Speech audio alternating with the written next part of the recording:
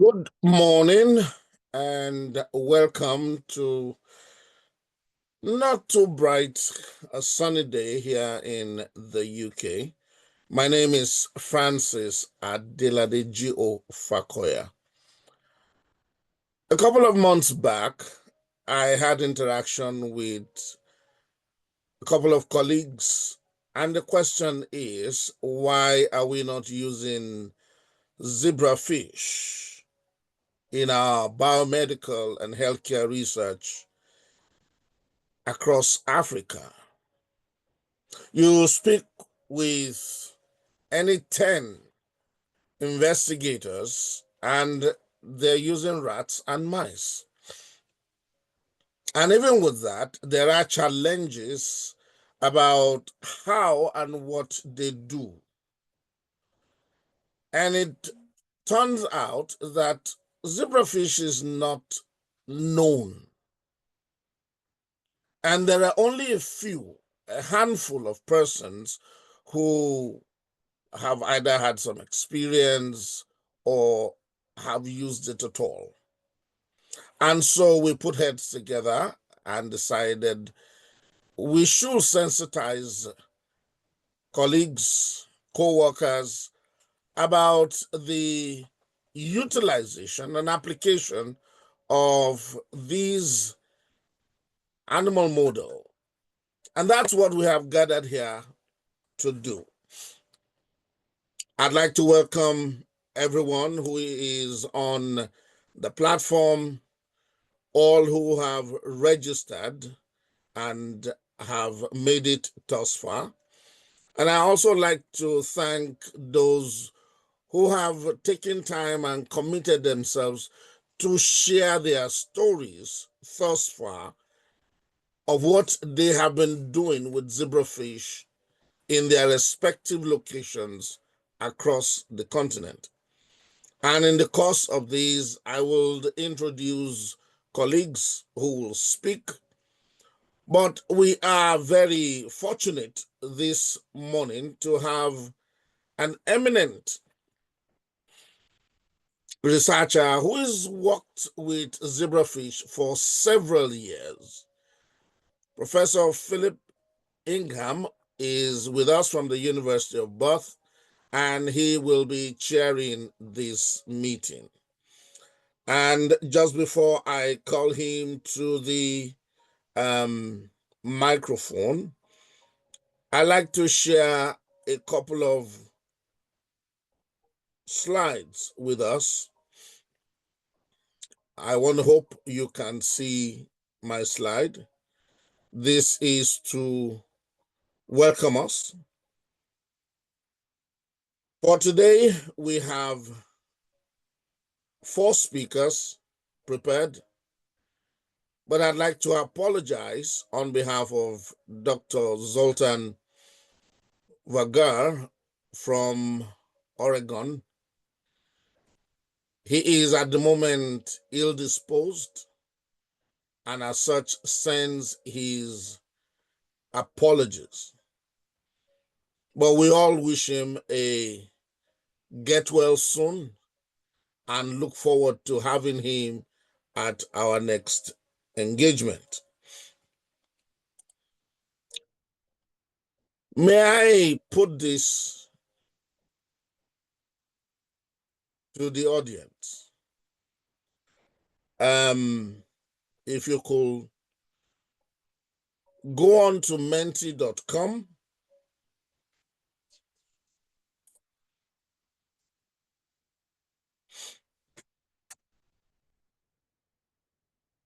and use the code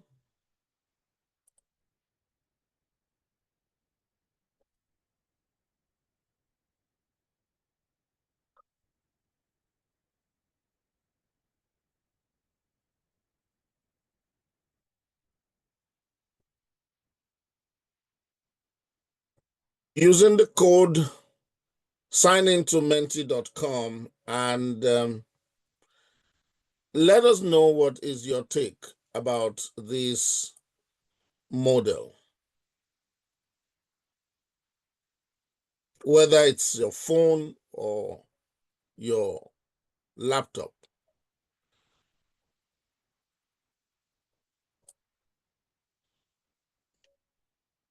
Use the code 55282119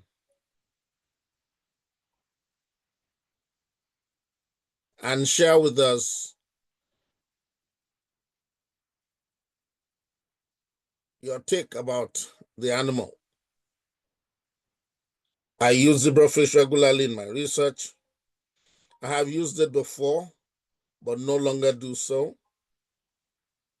I have never used it, but I am aware about its applications. I've heard about it, but I'm not sure about its applications. I've never heard about this species before. I don't know what you're talking about. Please feel free to indicate how these applies to you.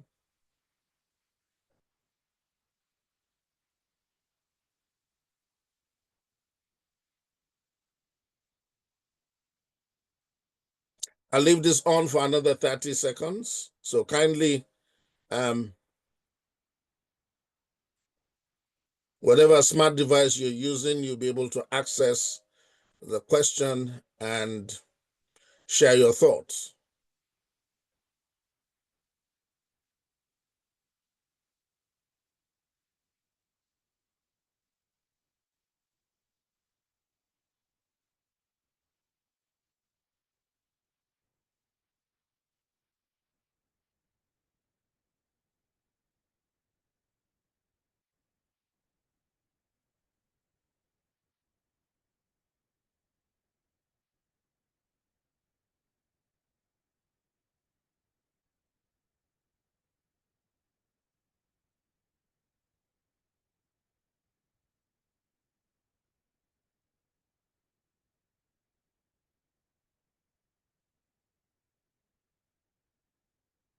All right, I'm going to close that.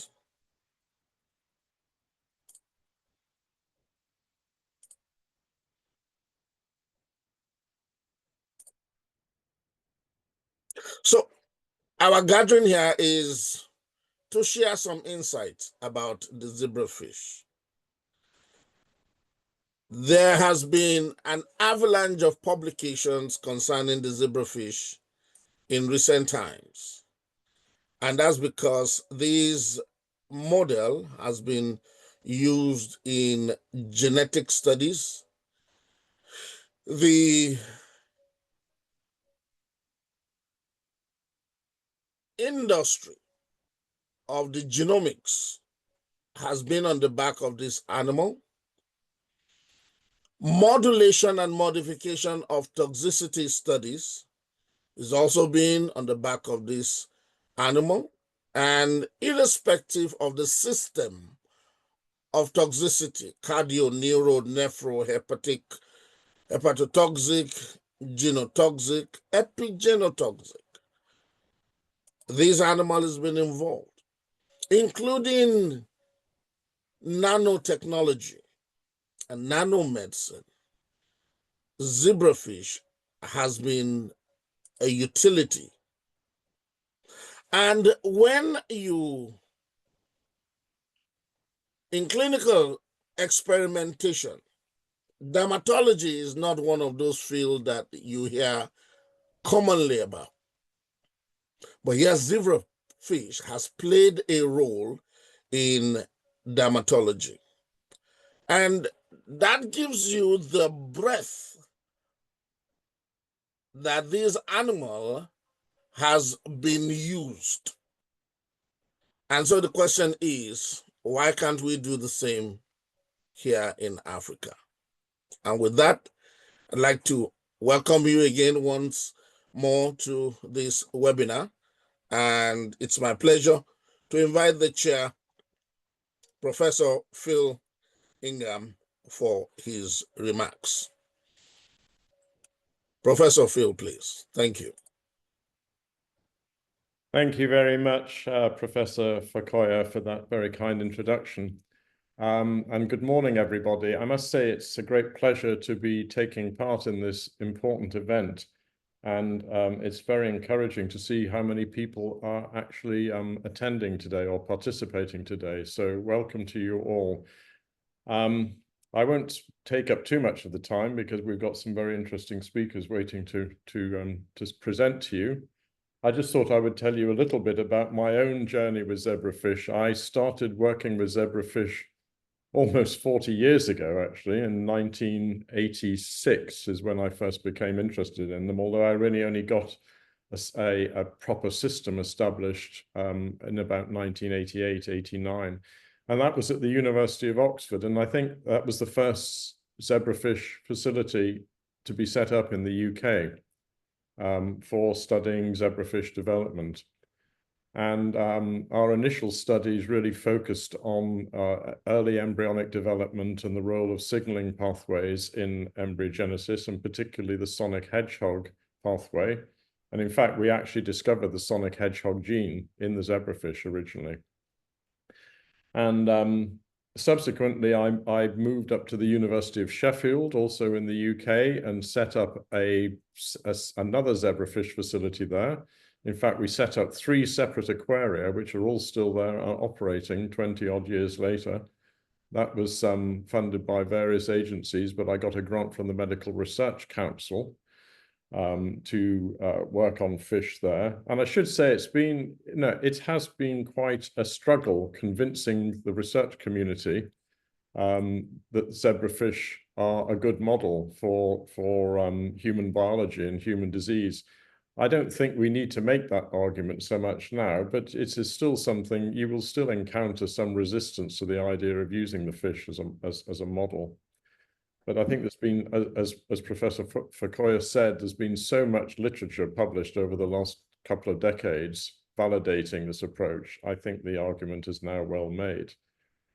Anyway, so my research has really embraced lots of different approaches. I got very interested in the innate immune system when I was in Sheffield, because I was collaborating with clinicians there, respiratory physicians who wanted to have a nice, simple model for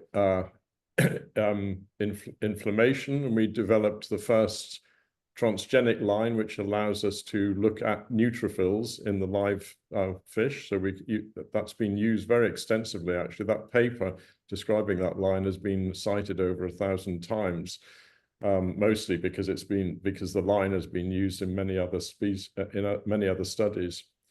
We've used that to study infection in the fish. So as many of you may know, but some of you may not realize, the fish is a very good model for infection, which I think is particularly relevant to research in Africa, particularly Mycobacterium. We've used it for behavioral studies, for screening for anti-seizure drugs, for toxicology. We've used it for understanding muscle development and generating models of myopathies and dystrophies. We've used it to screen libraries of natural products to look for potential new drug leads from naturally occurring compounds. And I think most recently, my most recent and probably my last PhD student, who was an orthopedic surgeon from India, gave up his job as a clinician and came to do a PhD in my lab, and he developed a model of heterotopic ossification in the zebrafish. So I think this just indicates that the great breadth and versatility of the fish as a model system. So over the past decades, I've been involved in a lot of things with the fish, and I've continually promoted it. And I was vice president of the Zebrafish Disease Model Society back in 2016, I think. And then after that, I became president of the International Zebrafish Society. And whilst I held that office, I undertook a review of the representation of different parts of the world in the society. So it's called the International Zebrafish Society because it is an international society. But I was quite shocked, actually, when I looked at how underrepresented some areas were. And in fact, Africa did not have its own representative. which I thought was completely unacceptable. So I see one of my great achievements of my presidency is making sure that there is an African representative on the board of the IZFS.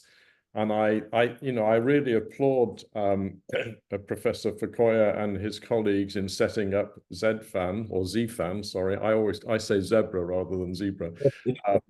And I think this is a great initiative. But I hope that you will continue to be engaged with the IZFS actually, and ZeFAN of course can partner with IZFS, because IZFS does have global reach and it has resources which hopefully you can tap into. So now I think the community is much better represented in IZFS. We've got representatives from Africa, we've got representatives from different parts of Asia, because of course there's a lot of zebrafish work going on in Asia, and particularly in East Asia, in China. So East Asia has its own representative now, Southeast Asia has its own representative, West Asia has a representative. So it really does have global reach. So with that, I would like to stop there. Wish you all a very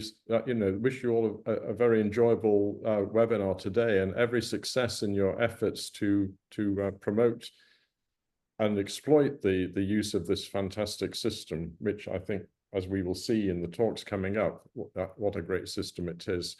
The final thing I would say actually is that I have here right now as a distinguished visiting professor, Professor Stephen Farber for Johns Hopkins University, and I'm hoping that he might be able to join us towards the end of the meeting, but we'll see. But for now, I will hand back to Professor Fukoya to introduce the first speaker. Thank you. Thank you so much, Mr. Chair, and thanks for those wonderful introductory remarks. We're privileged to have you, and you can be sure that this is just a start for ZeFAN.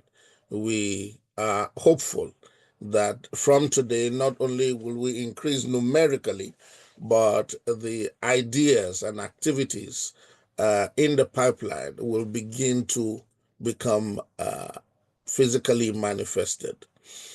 All right, let's dive into the process. Our first speaker today will be Professor Carola Nesler from the University of KwaZulu in South Africa. I am not going to spend time going through her bio sketch. We have shared the brochure for the webinar, and you will find both the abstract to her talk as well as our bio sketch in there. We did that to save time because there's a lot. And we also want to have ample time for conversation and discussion towards the end. She's going to speak for about 18-20 minutes, and then we'll have 1 or 2 minutes for direct 1 or 2 questions for her before we go on to the next speaker. Professor Carola, you have the mic. Thank you. Thanks, Francis. I'm just going to share my screen and hope you can all see it. So thank you very much for the introduction. My presentation is going to be split into 2 parts. The first I will use to just introduce the UKZN Zebrafish facility, which is based in the Pietermaritzburg campus of UKZN, to everyone, and just discuss some of the challenges that we encountered while setting up this facility. And then I'm going to hand over to my now graduated PhD student, Dr. Mlondi Shezi, who's going to talk a little bit about some of the research he did for his PhD. And he did this research before the unit, well, he started his research before the unit even got up and running, and went along with the establishment of the unit through COVID and then beyond. So I will hand over to him after about 5 or 6 minutes. So for those who are not maybe as familiar with South Africa, this is the shape and this is the flag. Cape Town, some of you may be familiar with. That's generally the part of South Africa that most people know, and there's Table Mountain, and that's in the Western Cape down on the south west part of South Africa. Durban is up the east coast. The water is warm, the weather is great. And then around 100 kilometers inland of Durban is Pietermaritzburg. So Pietermaritzburg is closer to the Drakensberg, and it's in Pietermaritzburg that our facility is based. It's on the agricultural campus of the UKZN University. So we were lucky enough in 2019 to be able to secure funding to get this unit going. So there wasn't a research facility for zebrafish research in the province of KwaZulu-Natal at all at that point. So we got funding through support from our head of school, Professor Adi Lanaran, in the School of Life Sciences, but also through the Apache flagship program. So Apache stands for Afrocentric Precision Approach to Control Health Epidemics, which is a bit of a mouthful. But it was an interdisciplinary approach aimed at developing research that is relevant to the provision of high quality healthcare in KZN and beyond. And so the zebrafish is obviously a highly relevant model organism to study diseases and also to look at the biological effects of contaminants that are present in our water systems. So it was all systems go, and it took quite a few years to get everything up and running, but we really did start from ground level. There was nothing there to start off with. And by the end of it, on the bottom right, you can see the entrance to our facility. So just to keep in mind, COVID was raging in the background with multiple lockdowns. So it was really quite a challenge for us. We were also lucky enough to be able to have funding to employ postdoctoral fellows and to start to enroll postgrad students. And we did this before the unit was finished, because time waits for no one. And on the right is a picture just of the starting group. So we have academics, Professor Ray here, who was instrumental in the zebrafish facility establishment, and myself. We've got Bilal, who was one of the postdoc fellows, together with Celia Sneeman, and then Londi, Mark, and Alex as the postgrad. We were also able to appoint a technical assistant. She was actually a third year, and she was just highly enthusiastic about zebrafish, and she was awesome because she helped us get our Iwaki system up and running and rewrote a lot of the protocols that we had received in the manual so that we could pass them on to others. And then we were lucky enough to meet Gillian Taylor. She's an aquatics veterinarian, and she was pivotal in allowing us to establish a health plan that worked for us, and this was really key to the functioning of our unit.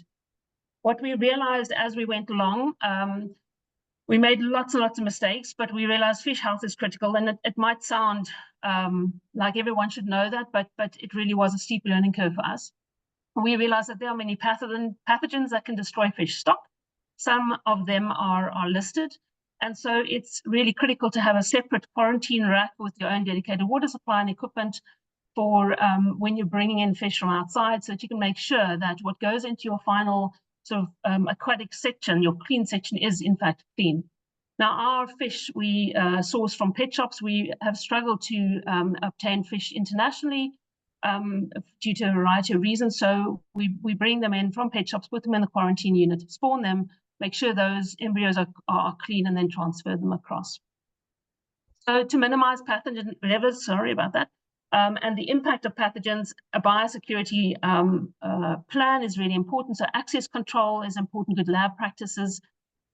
We realize a separate equipment section for our sick fish. So on the right here is a picture of one of our little fishies, phenotypical changes in the body shape. It was obviously not a happy camper. And then the lesions on the gills and the skin of another fish. This was really early on when we were making a lot of mistakes. But we learned through the help of Gillian and through our really dedicated postdocs that we can get this sorted. We now have continuous health checks. We have regular vet visits, test for pathogens, and we ensure also that the food that we bring in and we use for our fish is clean, it's stored properly, and it's from reliable sources. So all these things you sort of learn as you go along, and you make a ton of mistakes as you go along. And it's taken us a while, but we now have a nice clean facility. So our ZRF is now complete.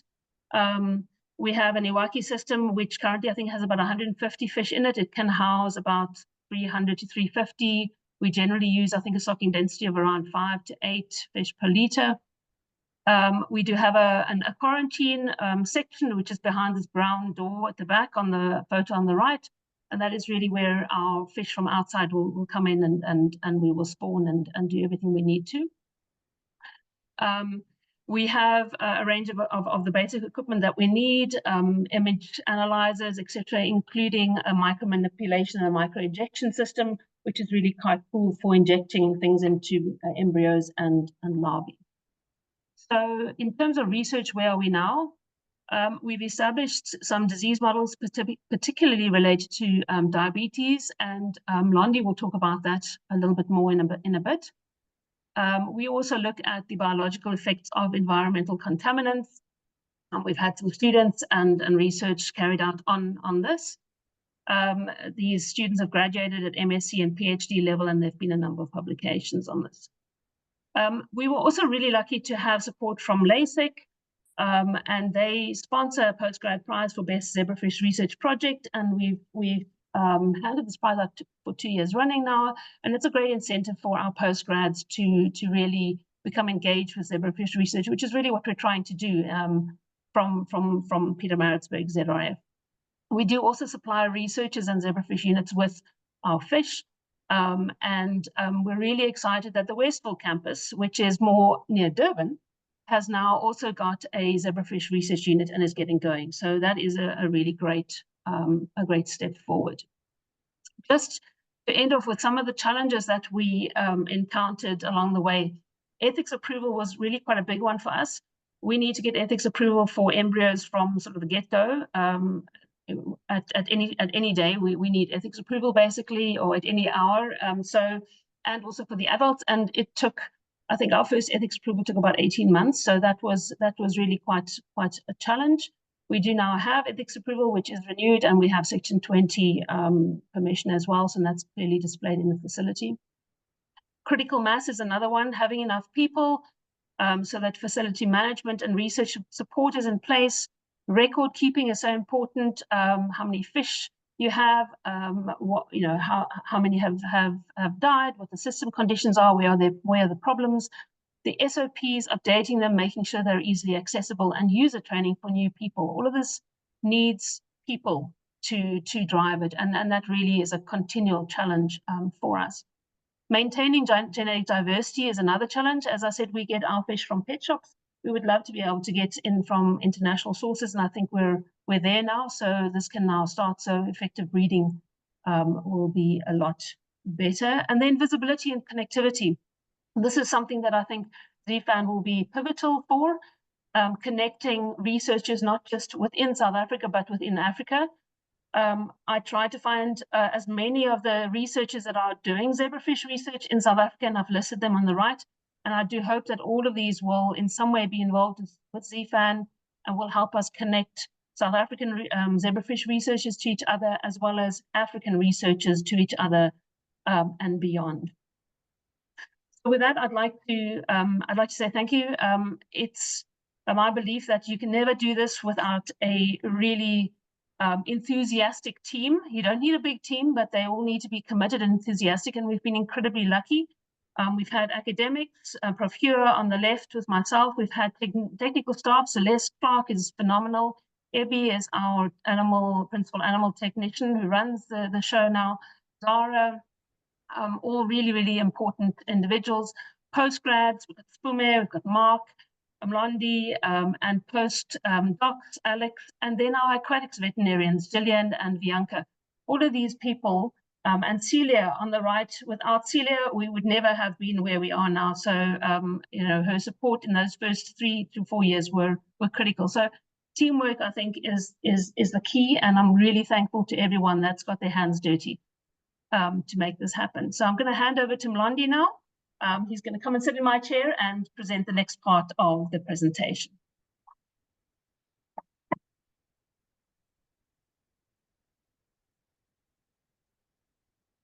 Thank you, Prof, and thank you, everyone, and hello.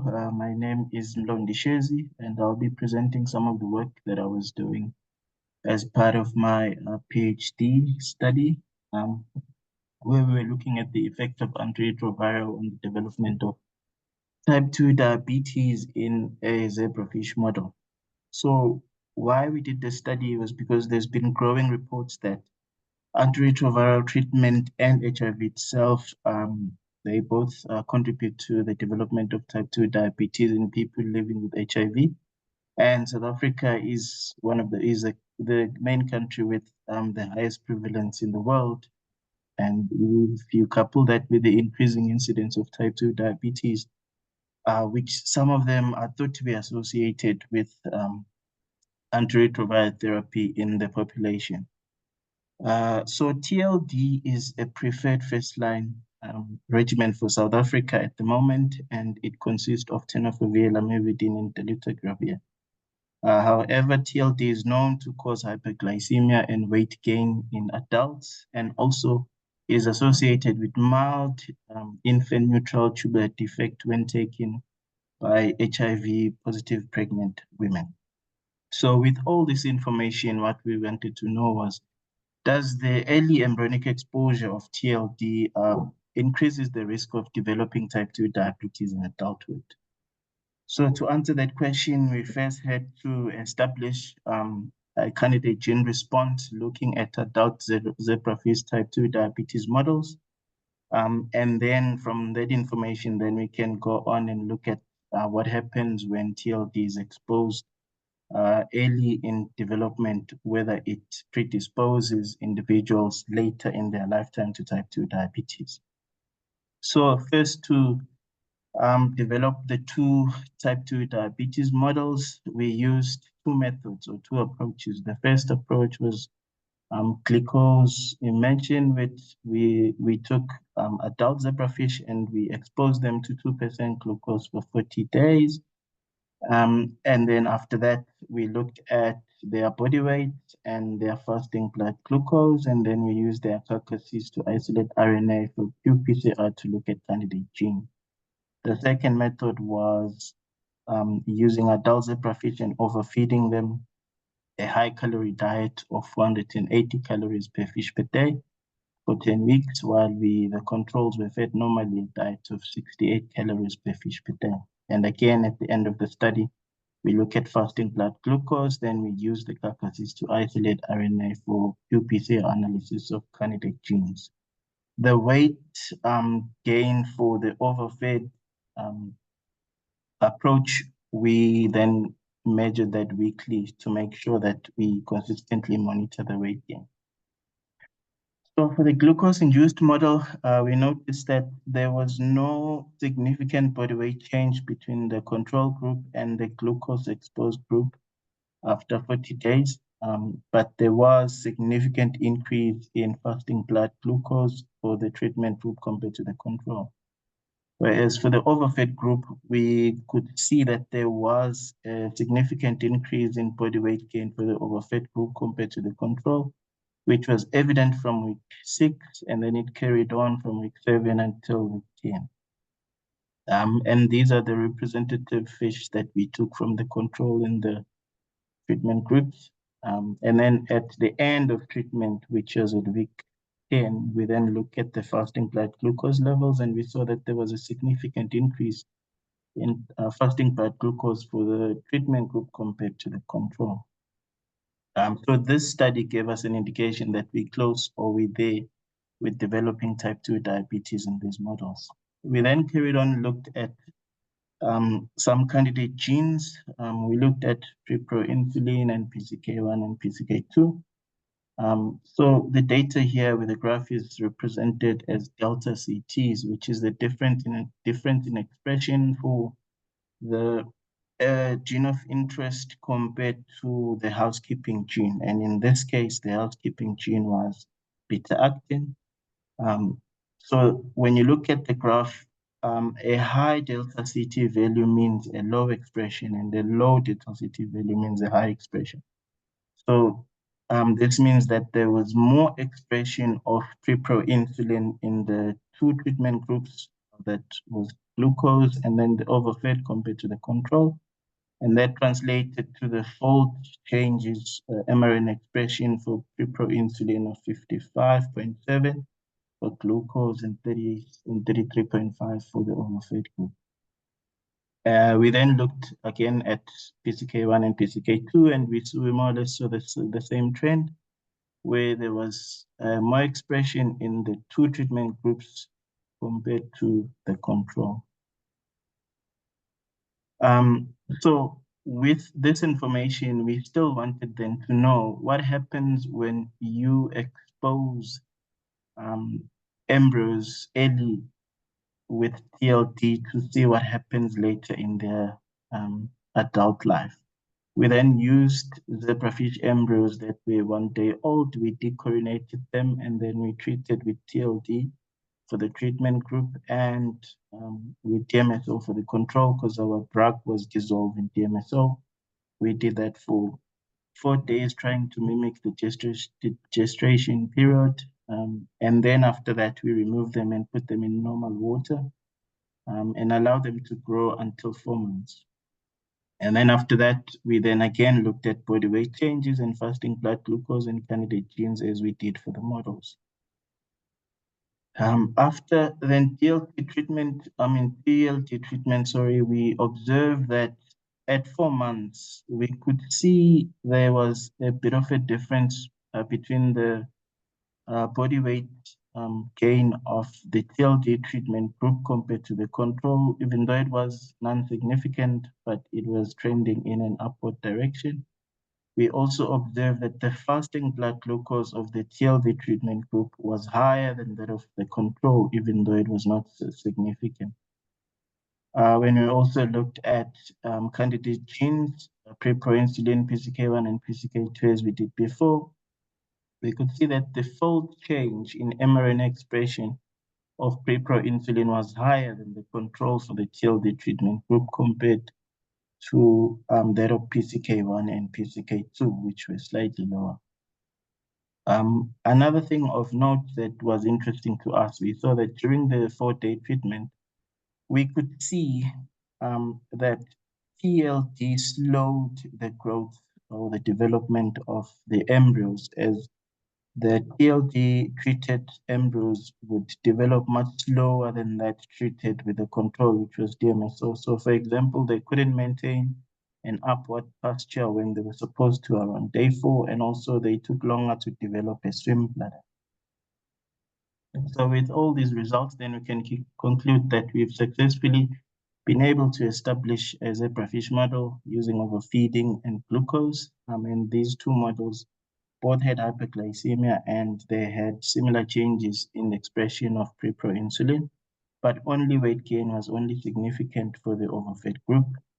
With the early exposure of TLD to see changes in adulthood, we noted that there was an increase in body weight and fasting blood glucose levels for the TLD exposed groups, even though it was not significant. But we did see a significant increase in preproinsulin expression for the TLD treated group. So with this information then, now that we've established the TLD challenge model, we would like then to further challenge this model by inputting it or putting it in a stress environment where we add overfeeding into it as they grow, to see if does this overfeeding then push the sort of pre-diabetes symptoms that we saw for the model, whether they get to full-blown type 2 diabetes or they get to be obese. So this is where I'll end my talk. Thank you.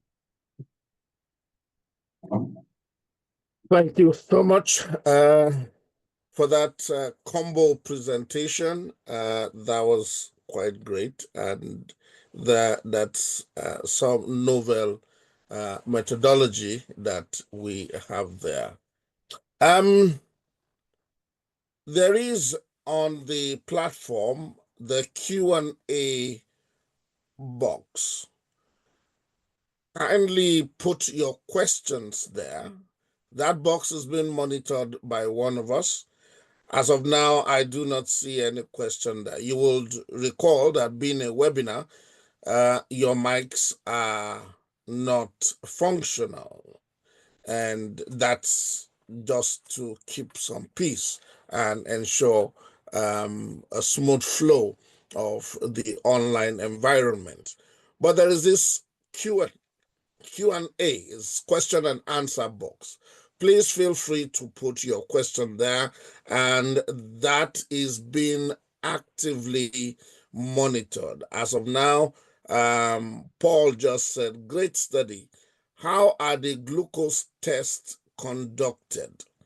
I will take that question and pass the mic to Professor Carola to answer verbally before we go on to the next speaker. Professor Carola, please. Hi, thanks.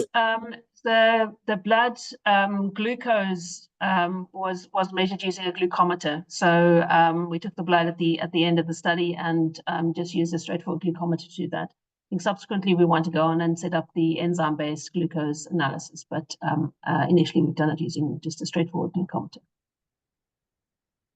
Thank you so much. Thank you so much. Great. So please have your questions in there. Don't put your question in the chat. No, we will not be able to take questions in the chat. The chat is for comments. All right, let's swing from Southern Africa to West Africa. There are efforts also brewing in the pipeline, and I will bring up the next speaker to discuss that. Professor Patrick Amoateng from the University of Ghana. You have the microphone, sir.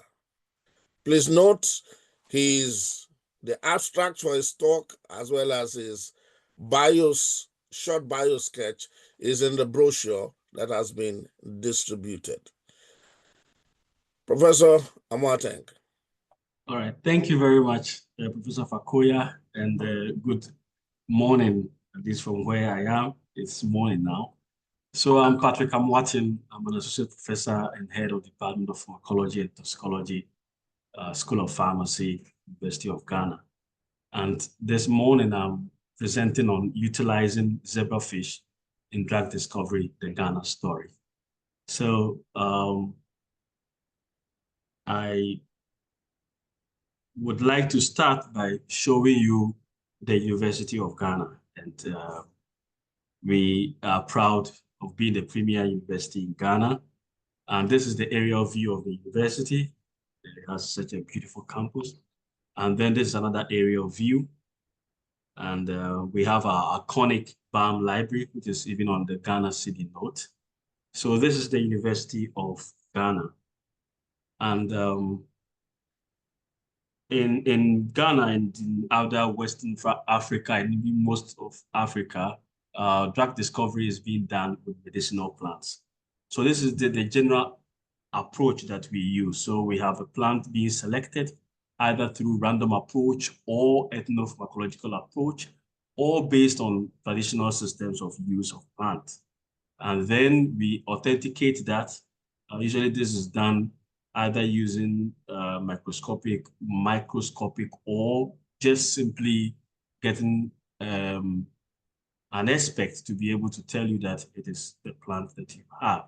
You could also do some fingerprinting to be able to authenticate that. Then we do an extraction, get a plant extract, and then we test that extract for biological activity and toxicological screening as well. And after that, if you find some interesting results, you may want to go down into fractionation and isolating the compound. And when you have a pure compound, you go back again into biological screening and toxicology. You also do structural elucidation, and if possible, you do synthesis. Currently, we are trying to look at using molecular modeling and in silico screening to be able to assist us to see if the compound would have activity. In fact, we are even trying to use that approach right from the beginning. So if the plant is well known and we have an idea that these are the chemical principles in there, then we can try to see if they can, bind to specific receptors and use that approach to tell if we can get some activity when we go down this line. But then we have some challenges, and the first is that we normally use rodents as the primary screening model. And these models come with high cost. It's very expensive nowadays to use rats and mice in large numbers. And it's also labor intensive. The other challenge is ethics and animal welfare. I had a shock of my life when I tried publishing in a good journal, and I used mice for analgesic test. And the editor just sent the paper back and said, "You've used so many animals, so we are not interested in this." And that is becoming a challenge for us here if we use rodents as primary screening models. And then also, when you isolate the compounds, usually you get very minute amounts. And if you are using the rodent as your primary screening model, taking this minute amount back into the rodent and trying to put it back would be a challenge, because we have to calculate the amount per the body weight of the animal. And since you have rats and mice larger, you would need more of the isolated compounds, and that becomes a problem. And so I was looking for 2015. I was looking for solution to this problem that I have in my research. And then amidst all the options that were available, I tried Drosophila. It was too small for, the manipulation was a bit difficult for me, even though it was quite easy to maintain the fruit flies. But I realized it was still a challenge. So zebrafish became the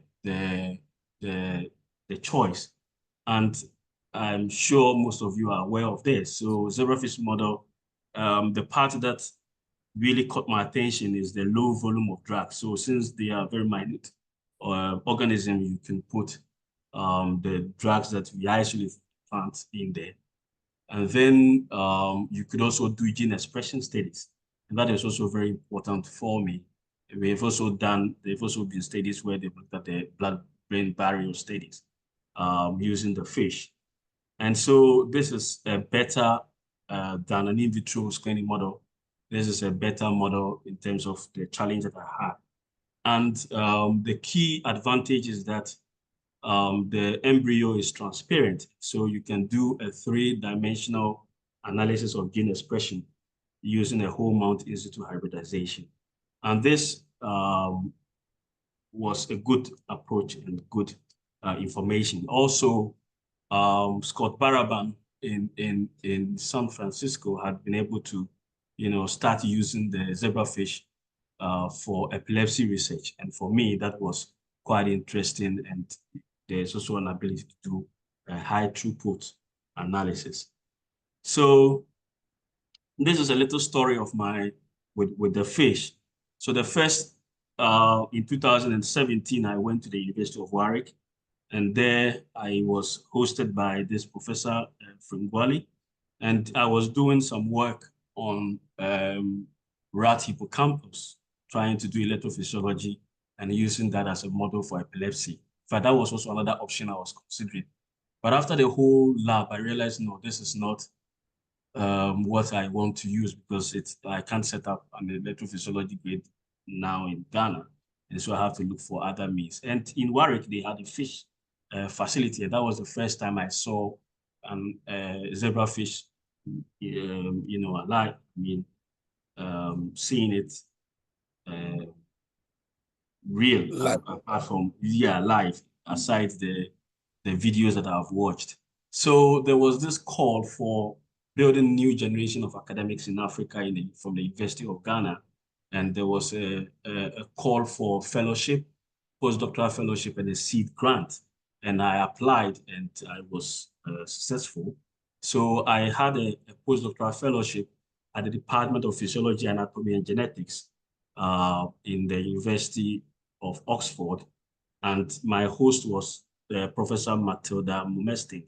In Oxford, they use the fish for heart regeneration research, because when you injure the heart, even within the developmental stages, it's able to regenerate. So they were trying to look for the genes that are implicated in that, and then use that to, map up human genes and try to do same for human heart failure. And then, but my focus was to use this for epilepsy research. And so even though I was learning the techniques, the experiment was a bit, the protocols were a bit different from what I intended to use for epilepsy. So I reached out to Scott Baraban in the US that I wanted to do some work in his lab and learn how to use the zebrafish for epilepsy research. And he requested that I get recommendation letters from some of my superiors. So I reached out to Bruno once again, and then he said, no, you don't have to go to the US. There's someone in the UK who works using zebrafish for epilepsy research. And that took me to the University of Sheffield. I'm sure that is what Prof. Ingham was talking about. So I went to Sheffield and I met Vincent Canleaf in 2018, and then we decided to write a proposal. The first one we weren't successful. The second one was a grant challenge, and we got that. And that was the start of my training with the use of the fish. So this is what they have done at the University of Sheffield. They were able to use the zebrafish model to identify compounds that have anticonvulsant activity. And they were able to screen that. They were able to screen about 2,000 known bioactive small molecules, and they were able to identify 46 compounds that was able to suppress a convulsant induced transcriptions of the gene force in a 2-day-old zebrafish embryo. And so when I encountered him, he showed me this publication. We went through the approach that I would use in doing this, because I'm looking at an extract, trying to use it as a screening model for screening several extracts. If they've been able to do 2,000 compounds, then I could do several extracts with this. And that was what caught my attention. So in their research, they were able to identify that at 20 millimole of PTZ, which is pentatetrazole, which is a convulsant agent that we use in epilepsy research, you're able to get a lot of movement from the fish. And so you can map up this movement, and they also were able to show that with the same PTZ, even in precrotoxin, they are able to see expression of some genes that are upregulated when these convulsants are used, especially the force gene. And so here, this is the number of, in minutes. And then this is the embryo in E3 medium only. So there is no expression of the gene in this region of the larvae. And then when you add PTZ, you get this expression showing, even increasing in increasing type of exposure. And this is precrotoxin. Precrotoxin wasn't very pronounced, so they focused on the PTZ. And from that, they were able to get, expressions, and then get movement activity, and they were able to get that for several other compounds, even some nimodipine here being an antihypertensive agent, and then some steroidal compounds. And then they did that in comparison to valproic acid. And so this was quite interesting for me. And so we also attempted to do this. And this is the fish. So the larvae, they are moving. This is from zebra box, and they're moving, and this side, they are not moving. And the reason is that this particular side was not, this side is where we have the PTZ. And so when you get a plot like this, it can give you more information that this side, there's very limited movement, and this is the side where we have the PTZ being put there, and so there's increase in the movement. And then when we quantify that, you would see this is valproic acid, and there's valproic acid in PTZ. This is the E3, and with the E3 PTZ, and this was increased. And then this is the extract that we tested. The extract was at some point, CB is increasing the activity in PTZ, but then at a higher concentration, it was able to reduce this movement. And so this is one of the means by which we could, see if this thing is possible. So this was the first approach that we did. And then we also tried seeing the C-force expression.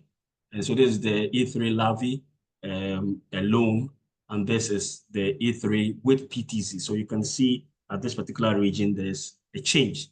This is the expression of force. And then with this is VPA, which is the valproic acid alone, and this is in PTZ. And then I tried doing, using imaging to be able to quantify this whole expression. And here, this is the gray area. So the more the gray area, the less of the expression. So here, this is the E3 alone, and this is where we have PTZ. So the gray area reduces when there is expression. And so this is the same for this extract at 0.01 and then 0.1, and this is VPA where it is also reducing, and these are significant. And this is the extract again, showing this at alone, and this is in PTZ, and you can see that it is reduced compared with the one without the extract, and this is the high concentration of the extract in PTZ. So this is an example of, showing that you could use the zebrafish for drug discovery for epilepsy. And so following that, I had my MPhil student was able to go there. I went there with her anyway, and then we were able to, she had isolated compounds from a plant extract, and we were able to screen all of that. Within 2 weeks, she was able to finish her whole MPhil work, and this is the utility of using the fish for research. When we in Africa, we take a long time to be able to get some work done, but within 2 weeks, we were able to get some significant work, which she graduated the master's with. So this is the story of the fish facilities in Ghana. But I'll start with the research facilities in Ghana that is involved in drug discovery. So we have University of Ghana, KNUST, Kwame Nkrumah University of Science and Technology, University of Cape Coast, University of Health and Allied Sciences, and the Center for Plant Medicine Research. So this is a map that we formed in a publication we had just 2 years ago, where we're looking at drug discovery efforts in Ghana. And this is the map showing Ghana again and the spread of the zebrafish idea. So it all started from KNUST, Kumasi, and then through the efforts of Dr. Ennis, Professor Ennis now, we were able to get some fish facility to the University of Health and Allied Sciences and University of Cape Coast. And so this is how the spread of zebrafish learning and activity has been. I am here in the University of Ghana, though I learned a lot from here, but I'm not directly linked in terms of the spread of the facility. But Professor Anderson got the lab, the setup, and then gives some of the setup to University of Cape Coast and then University of Health and Allied Sciences. So I'll give you some work that has been done in Ghana, and this is what I was able to find as the first publication where they have used the zebrafish model. This is the facility as I took images from the scientists there in KNUST. So they were able to use the fish to check the activity of a compound that was isolated from the plant with regards to anxiety. So we normally use anxiety models in mice, the elevated plasmase, the open field, and then so mainly we use this for the mice, and they were able to use similar models for the fish, and they were able to find that the compound has anxiolytic activity. And that was one of the first publications we had in terms of the use of the fish in Ghana. The second one was on using cryptolepin, which is a main alkaloid of the anti-malarial Cryptolepis sanguinolenta, inducing malformations in the zebrafish embryos. And this is also a collaborative effort between the University, KwaZulu-Natal University of Science and Technology, and UKAS, which is the University of Health and Allied Sciences in Ho. So they were able to do this. And then from KNUST again, this is solely KNUST, they were able to show that a solid lipid nanoparticle formulation is able to improve anti-seizure actions of cryptolepin. So cryptolepin is a compound coming from a plant, and we use it for malaria, but these people were able to show that it has anti-seizure activity, and that if you put it in a nanoparticle, it will be able to cross the blood-brain barrier. And they were able to do this with the fish, and this is quite remarkable. So again, in KNUST and UHAS, they were able to use the fish for memory and learning for neurodegenerative disorders in the adult fish. So I see some of the scientists here. Dr. Tando is here. Ms. Amwa is also in the call. And then Professor Enusin is also in the call. And they were able to prove that Lantana Camara leaf extract is able to, ameliorate memory deficits and neuroinflammation associated with scopolamine-induced Alzheimer-like cognitive impairment in zebrafish and mice. And they used the classical tools, as in the T and Y maze, and then the novel object recognition test. These are tests which are being used for mice, and they are being able to adapt the same test for the fish, the adult fish. And these are some of the images that of the fish with the novel object recognition test. And so they train the fish to be able to recognize one particular object, and then they put in a novel object and see how the fish would interact with that as well. And so this is at the university, zebrafish facility at the University of Cape Coast. And this here also, they were able to show that xylopic acid has antidepressant actions by invoking or using serotonergic mechanisms. And they used the mice and the zebrafish as well. So the models that they used were the force swim test, the tail suspension test. These were done mainly for the mice, and then they were able to use other means to also find that a similar thing in the fish. So Professor Adongo is here in the call, and he's part of this work. So this seems like a collaborative work between University of Cape Coast, University of Health and Allied Sciences, and Kwame Nkrumah University of Science and Technology. So the last facility I would like to present would be at UHAS. So this is how they started. It is quite similar to how KNUST started their fish facility. So they used local materials to build the shells, and then they had tanks, and then they, were able to get plumbing and got some filtration units attached to that. And then they got the donation from Prof. Enusin's initiative. And this is what they have now. So these are the scientists there. Dr. Tando, who is also in the call, Professor Adongo, who is also in the call at this particular meeting. And these are some other people with them in the lab. And this is Dr. Tando again trying to use the fish in an experiment. And this is one of the tests that I've already described. So they do the novel tank analysis. And here they are using the Ethovision to be able to map the movement of the fish.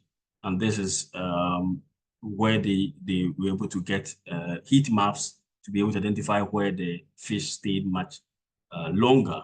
This is the LiDAR box, which is also a known model for anxiety research in mice. And they've done the same for the fish. So normally, if you have a dark area and a light area, the mouse that is less anxious will stay in the light area. The mouse that is more anxious will stay in the dark area. So the transition between the light and the dark is used. And then also the time they spend in the dark and the light is also used as a measure of anxiolytic or angiogenesis. And they've done the same with the fish. And this is the heat map also showing where the fish spend more time. So you spend more time here than it did for the dark. And then they had some publications using this particular setup. So they've been able to show that a plant extract has anxiolytic-like activity, and it involves GABAergic and serotonergic pathways. And this is from Prof. Adongo's lab with Dr. Tamdo, who is also here, and then a few others from KNUST and University of Cape Coast. So they also have another publication where they show similar activity with the use of the fish. Then they are also building up capacity for using the fish for anti-convulsant screening. Currently, I'm collaborating with them. This is being done mainly by Dr. Halley in his lab, where he's trying to use the fish for anti-convulsant screening. So these are some images that they have shared with me from their lab, where they had used ectovision to map the movement of the fish. So probably going forward, we'll probably add the gene expression in situ hybridization to this approach to be able to screen for anticonvulsant activity on extracts. They've also done analgesic testing with the zebrafish embryo. And we've done, so it's like the same model that we use in the mice, we are trying to do the same in the fish. So if you give mice acetic acid, they will have some abdominal constriction, and you can measure this amount, the number of this constriction as a pain indicator. And you can also give similar non-lethal concentration of acetic acid to the larvae, and then also check to see how they respond. And this is something they're trying to do at the University of Health and Allied Sciences. At the University of Ghana, we are still here. Unfortunately, I've received a fish facility from Vienna, Max Pires Labs in Vienna. It was a whole, lab setup that came, and we are yet to set it up. And this is the plan with the building, to be able to set that up. So as it stands now, here it is just a holding room that we had, and it came in a 40-footer container. So there's a whole lab that they just dismantled and then they brought to me in Ghana. So this is where I am at the University of Ghana. We are trying to set it up. So we've also looked at some training initiatives. So the first was taking my my MPhil student here, Elizabeth Dogbe, myself here to Vincent's lab, where we tried, working with the fish for epilepsy anticonvulsant screening. And this is where she did her MPhil biological activity. And then in 2001, we had a workshop sponsored by the International Brain Research Organization, where we had a theme, Zebrafish as a tool for neuroscience research in Africa. Time to start is now. So we had this workshop, and Wael was there. He actually spoke remotely. And then in 2000, just last year, we got some Erasmus Mobility Fund, and between the University of Ghana and the University of Sheffield. And with that funding, it was able to support travel for myself and two of my technicians Sintao, and then Sandra, and we went there to learn how to use the fish, issues concerning husbandry. And then in a return trip, we got one of the managers at the lab to come to Ghana to also try and help us to set up our fish. So to end, I will be talking about the way forward. I hope that we will be able to establish a Ghana zebrafish resource facility. We don't have anything like that as is found in other places. And I'm hoping that at least the setup that I have is quite huge, and it will be the biggest if it is set up in Ghana. So I'm hoping that that could be the start of a zebrafish resource facility. And then we also want to collaborate and coordinate all the zebrafish facilities in Ghana to enhance our biomedical research. So the one in UHAS, the one in KWS, the one in Cape Coast, and then the one in University of Ghana will coordinate all these efforts and work together to be able to champion the use of the fish in drug discovery. And then also we collaborate with other international organizations like the International Zebrafish Society, the Zebrafish Husbandry Associations. Last 2 years and this year, I joined the European Zebrafish Husbandry Association's meetings, where I presented an update on what is happening in Ghana and the rest of Africa. And so we'll be able to collaborate with all these centers for training on the zebrafish husbandry. And then lastly, to strengthen ZeFAN, which is going to help all this to be done on the African continent. So as Ghana, and the scientists in Ghana will also champion ZeFAN's activities. On this note, I want to say, as we say in our local dialect, Medase, which means thank you. Thank you, Professor Patrick Amoateng. Yeah, it's been an interesting story there, quite appreciated. So it's not just one, but a couple of other centers and still in work in progress. Because Professor Amoateng has taken the time of his one question, we will bring all of those questions towards the end. Pardon me if you were expecting me to raise your question, but I see them here in the Q&A chat. We will go on to our third and final speaker for this morning session. He's all the way far out there in the east, but actually he went from Africa. He went from Egypt, and so that tells us that there's some effort. So invariably, we're moving to the north. So we start from the south, came up midway to the west, and we're going up to the north. I dare say, at the moment, we do not know or have information about efforts in the east, but we will not be surprised if there is. So for today, kindly let's make do with these three locations. It's not that we intend to excise any part of the continent, no. So it's a pleasure once again, and I'd like to welcome Professor Wael Mohammed. Please check your brochure for the abstract of his talk as well as his bio sketch. Professor Wael, you have the microphone. Thank you. Okay. Sorry. Okay, can you see and hear me clearly? Yes. Okay, thank you, Francis, for the introduction and greeting from Malaysia. So it is like 6 p.m. now. So I will try to make my presentation. It is like short and sweet because this is the first time maybe for some of you to know about zebrafish. So I will not enter deep in lot of information, technicality.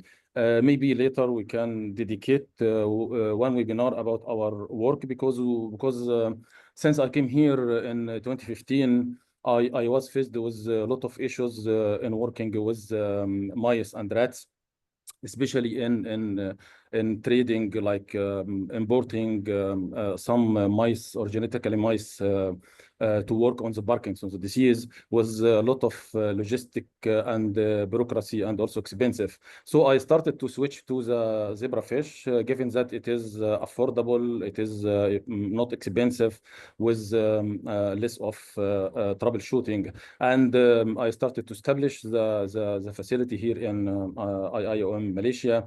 And involved in the zebrafish community.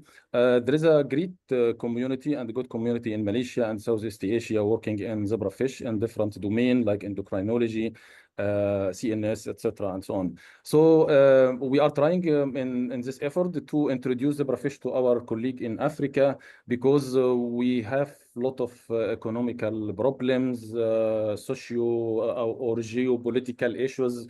So we cannot, I mean, bear high cost and troubles with, rodent in the research. So I selected the title, which is Milking the Rhino.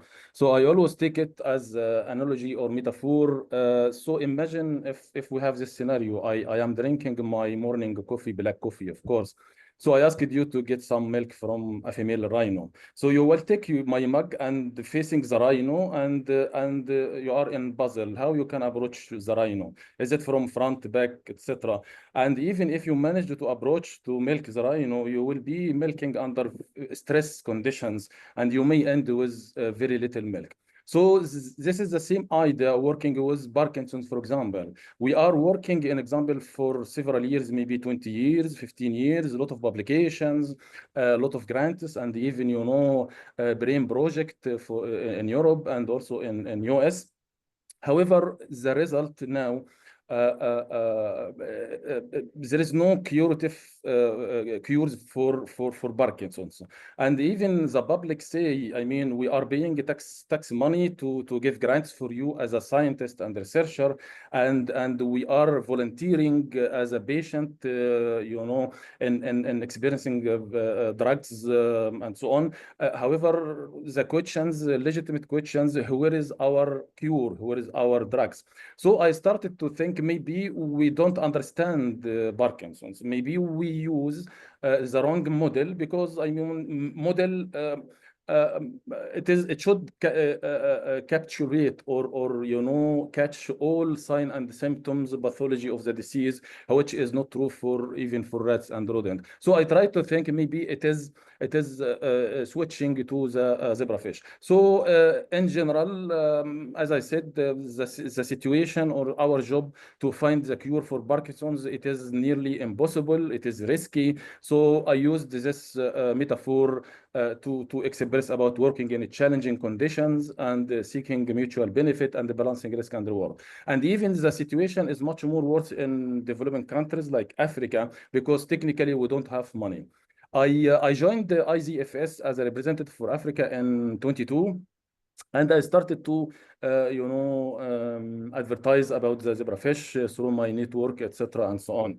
And even I suggested to host the annual meeting of the IZFS in Africa. And one concern raised, which is totally true, there is no zebrafish community in Africa, and if there is an international meeting for zebrafish, so there will be no attendant, and the meeting may be failed. So the main ideas, I mean, the bottom line here, we need to recruit, we need to spread the word about zebrafish, make scientific community, and then, I mean, advanced stage, we can host international meeting, etc., and get grants.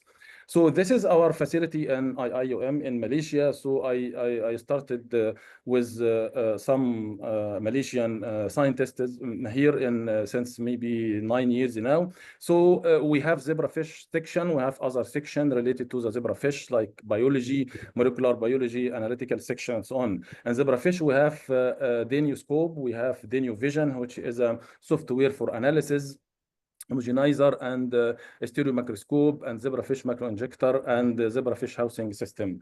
So it is a nice one. It is a nice building.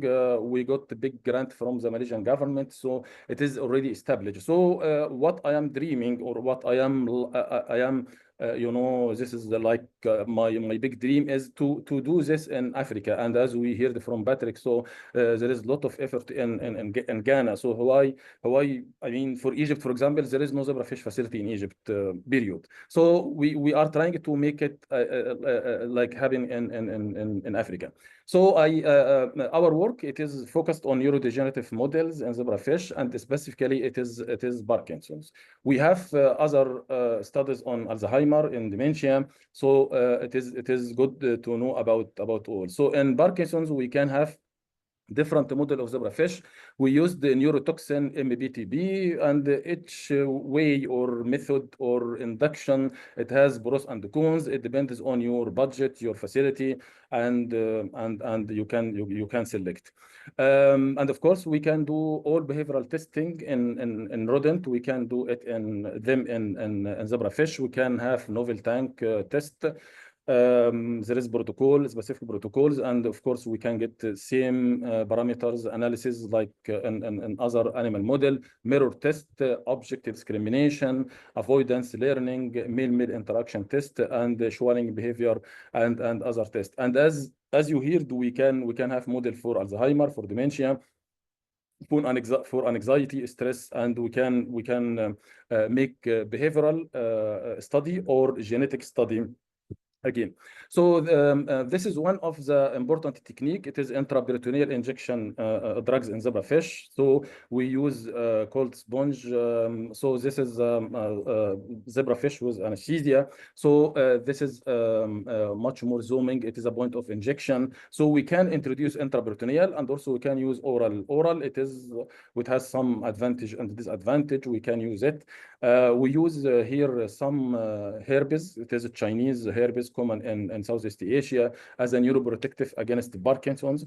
We recently developed a lot of work about the smart capsule. So after 10 years of working on Parkinson's disease, we propose a smart capsule which is manufactured by nanotechnology, can cross blood-brain barrier easily, much more concentration. And this smart capsule contains one of the anti-dopaminergic drugs, which is Dipranil, which is used already in Parkinson's patient, plus edible birdnest, which is a herb. It is common here. It is famous in Southeast Asia and Thailand, Indonesia, Malaysia. These are the most countries that can export, and we can provide. I have like MOU and MOA with a Chinese company here in Malaysia that it can provide the pure powder of edible bird nest to outside or to any researcher. So we are collaborating with Germany, and we are sending the pure powder. So the main idea here, it is very expensive powder. So 1 gram, maybe $1,000 US. So we can talk later or I mean in private. So anyway, this is again in another angle. You can make for I mean technicality. You can make intraperitoneal. This is a small setting. It is straightforward. You have like your laptop with software. At the start, we rent the software for 1 month or 2 months to do our work analysis, and then that's it. Now we have open or the subscription for longer duration, so you can analyze for longer duration. This is a camera. This is a box light. These are the local material. It is cheap. You can make your own setting, and you can record. I will share some videos. This is a control, and to give you some ideas, this is a zebrafish, adult zebrafish control without any interference, without anything. So as you can see, the movement smooth, directions, etc. So we will compare this with another with Parkinson's, and of course there is a planning or tracking, and we can compare other tracking with other groups. In MBTB model, we need to mimic what is happening in BD patient, because our aim is not to treat the fish. We need to treat Parkinson's the patient. So we need to extrapolate our data from animal model into the human setting. Either is it a pathological, mechanistic study, or it is therapeutic study. So to give the validations of our model, we need to introduce the model, then validate the model, and then try to mimic what is happening in the model in the human, like symptoms and signs.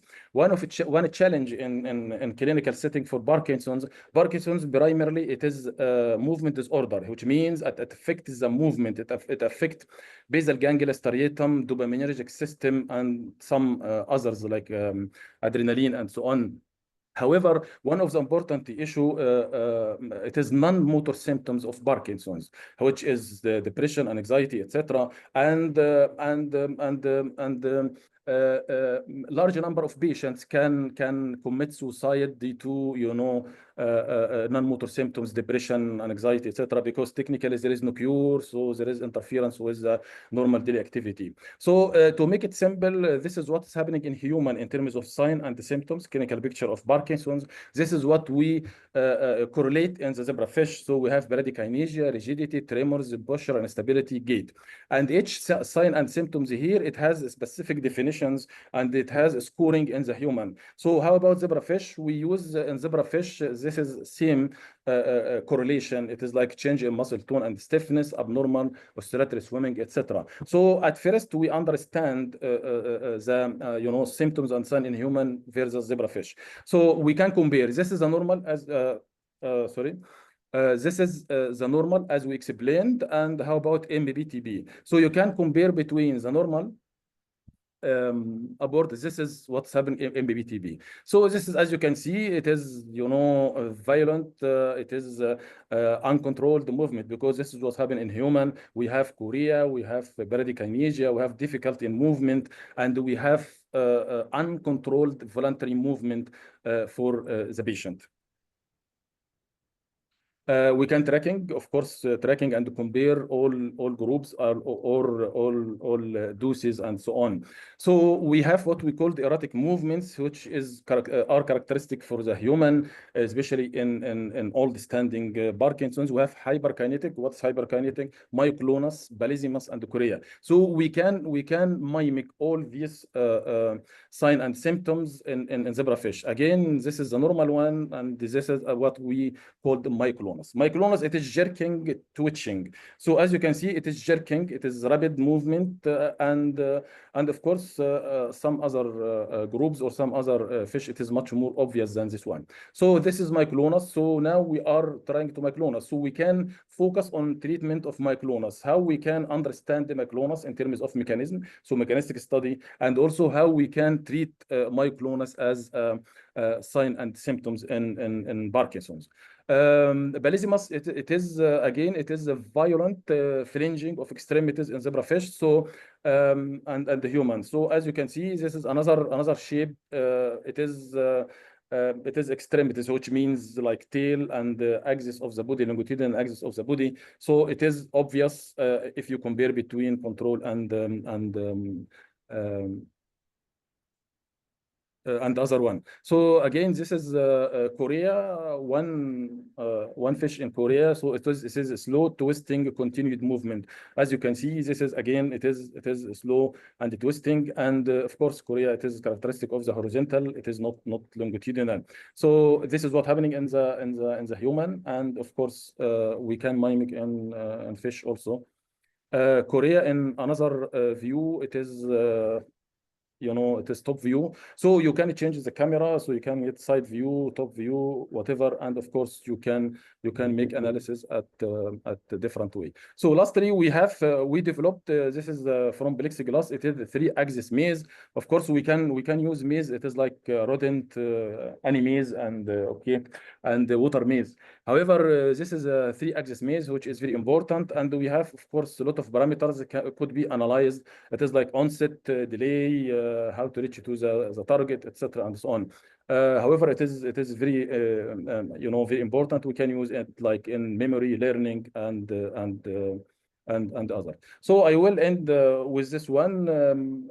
It is interdisciplinary. It is collaborations, and one of the important issue in Africa, it is parachute scientist or parachute project or parachute researcher or helicopter researcher. This is expression that some researcher comes from Western society or developed countries to induce come with money to induce research in Africa, and then 1 year, 2 years, they collect data either for human, animals, monkeys, and then go away. So there is no real benefit for African as African scientists. So what we are trying to collaborate now or to enforce now, it is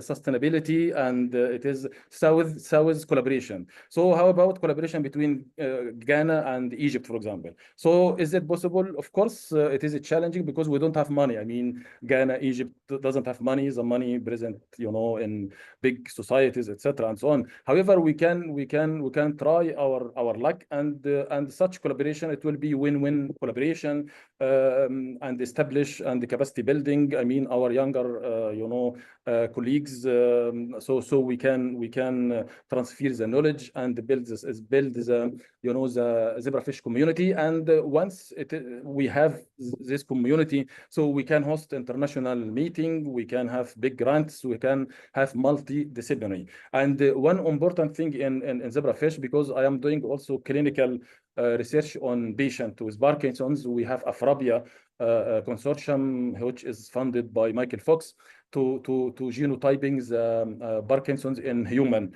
in multi centers and multi countries in Africa. So we can do extensive genetic work on zebrafish. We can even, as I said, use like neuroprotective agent from local herbs or local product to help us in defending against Parkinson's. I will stop here and ready to answer any question. Thank you for listening. Thank you so much. Great talk. Thank you so much, Thank you. Professor Wael Mohammed, and I'd like to thank our panel of speakers for their individual presentation. I am not going to bother trying to summarize, but in a nutshell, it says that something is happening. And that's why the title of this webinar is Zebrafish Research in Africa Getting Started. And the presenters have shown that indeed zebrafish research in Africa is getting started. There are a couple of questions here in the question, and I want to thank you all. Some of the questions have been answered, I see, but then I'm going to bring up the ones that I see here that are yes to be answered. And just a moment about that. Okay. Right. What are the ethical considerations and guidelines for using zebrafish in biomedical research, and how do they compare to traditional rodents? Panelists, can you please put on your videos? And so because this can go for any one of you.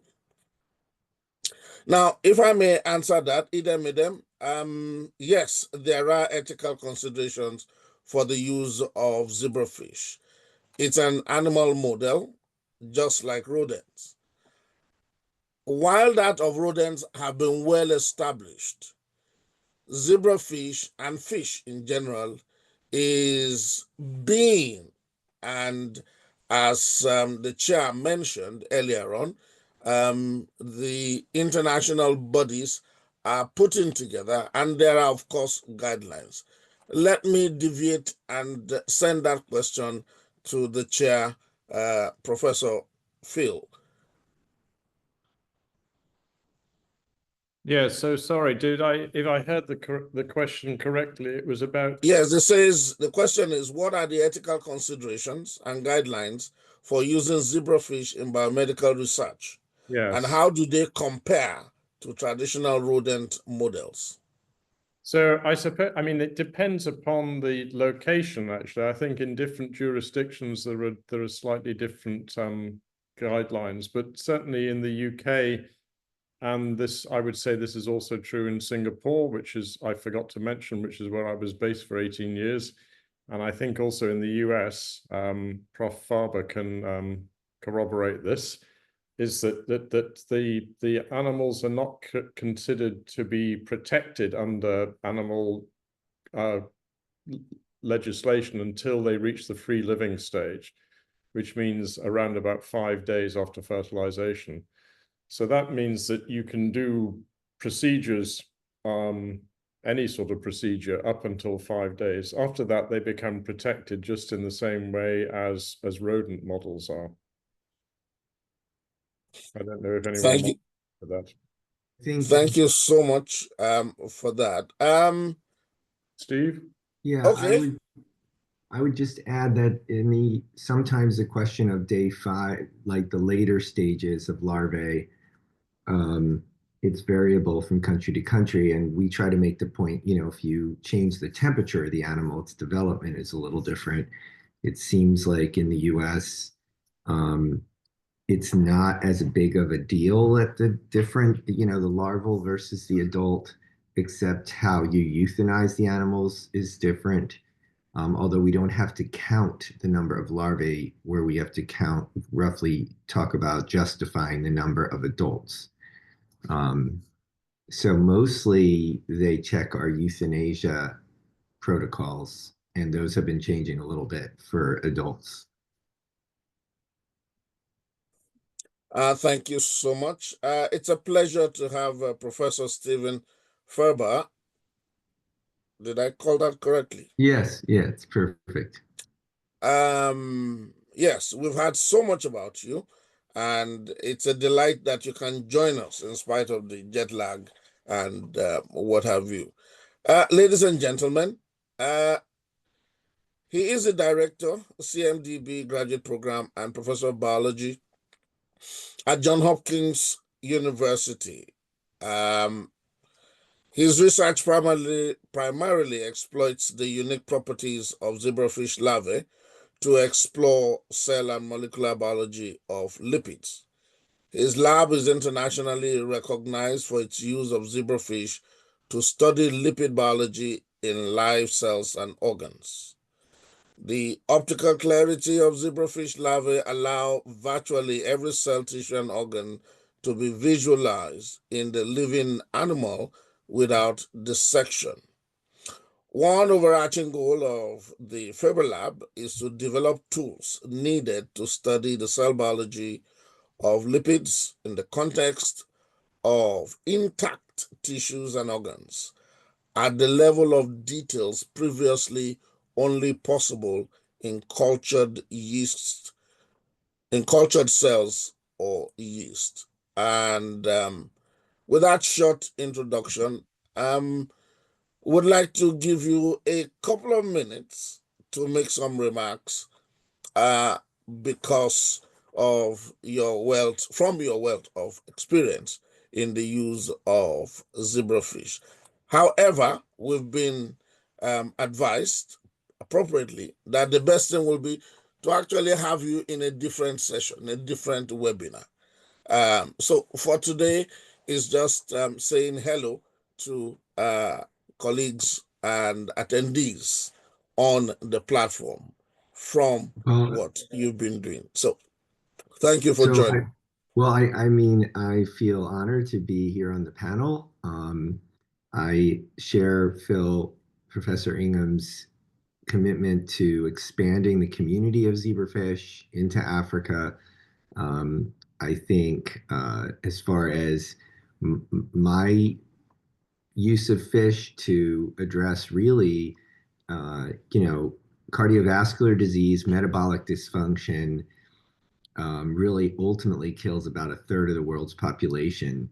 And setting up the fish as a good model for that is, I think, going to give us abilities to address these diseases in ways that rodent models just simply can't do, especially if you can use the zebrafish to image biochemical processes in vivo. That's where the zebrafish beats out every other model, because you can see every single cell and use modern genome engineering to put reporters into those cells so you can see what's happening at that level of detail. And I think there's no model better than the fish for that. But I also mentioned that what makes the zebrafish great in our labs is makes it amazing to inspire the next generation of scientists. And so many zebrafish researchers have been bringing zebrafish to classrooms and schools and to excite kids. And that, I think, is a great way to use the fish because it's inexpensive and easy to rear and all the things that we know. Plus, kids love to look at animals. So I think that's another piece that we certainly could build on. But thank you for having me. So much. Thank you so much for sharing that, and it's a pleasure to have you. So please just note that ZeFAN will be coming to you for a much longer conversation. Yes, Professor Carola, your hand is up. I believe you want to attempt one of the questions, or you have a remark to make. No, I just had two. I had two questions. One was a remark to Prof. Faber. I think someone in the chat actually mentioned that they are a teacher in Ghana, and they're teaching the Cambridge curriculum, working with students aged 11 to 16 years, and they're really quite keen to introduce this to these students. So I think that would be really a great connection. So maybe we can make some connections there going forward, just as a sort of first off, I guess. And then the second aspect was in South Africa, ethics approval for working with zebbies is from zero.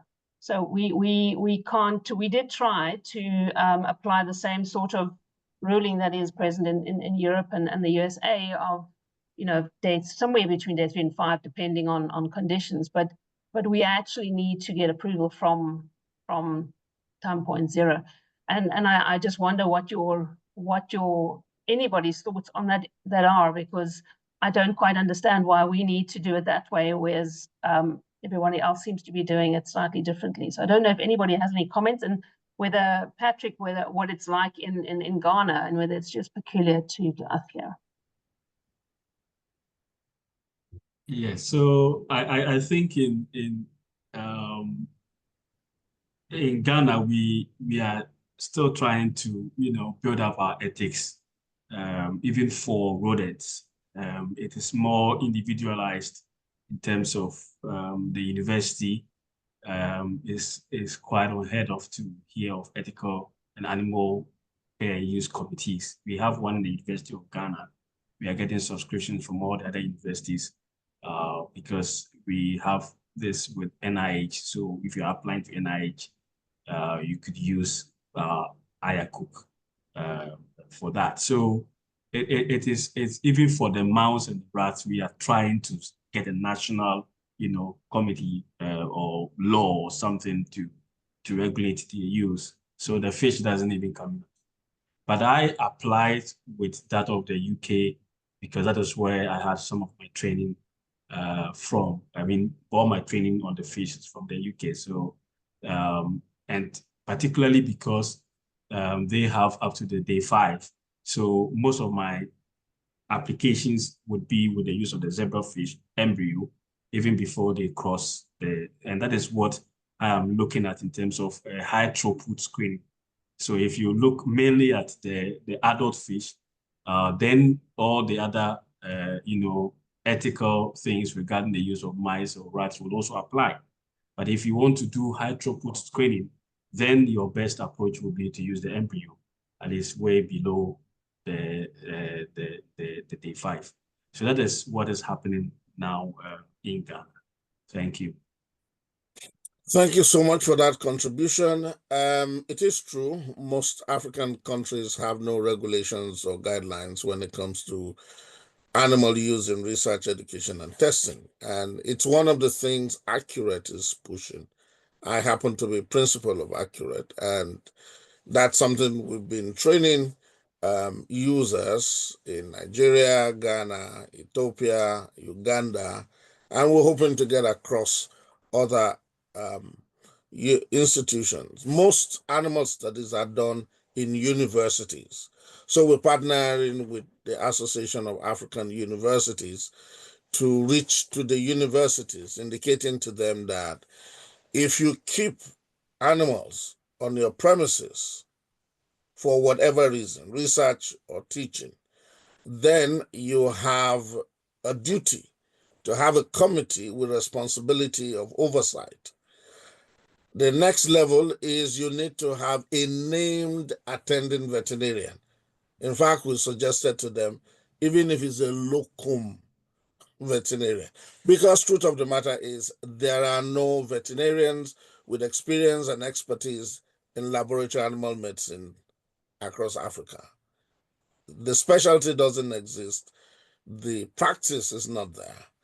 And Accurate is just converging a conference next year, April, of young veterinarians, trying to stimulate and sensitize them to consider the path along laboratory animal medicine. So that is the challenge that's going to be with us. And I believe this is where ZeFAN also will have to come into play. It will be part of the ongoing conversation as we interact with other bodies and other groups to be sure that we can finally adopt a mechanism that is feasible, because we have to look at that. We can't take everything hook, line, and sinker. It has to be something that is workable on the African continent. Bear in mind there are all kinds of challenges here. And I'm going to just raise one of the questions that highlight one of these challenges. Benga Folayan here said, I've been trying to set up a zebrafish facility in Nigeria, and I have some setbacks, especially when it came to reproduction. Can you offer insights to what could be the possible problems? Also, will any of the facilities in Africa be willing to send zebrafish to me for another startup? The last two sets I raised, I got from Germany. That's a question for our panelists. You have eventually succeeded in being able to at least have your colony work. He's having that as an issue. They are not reproducing. What could be the concerns?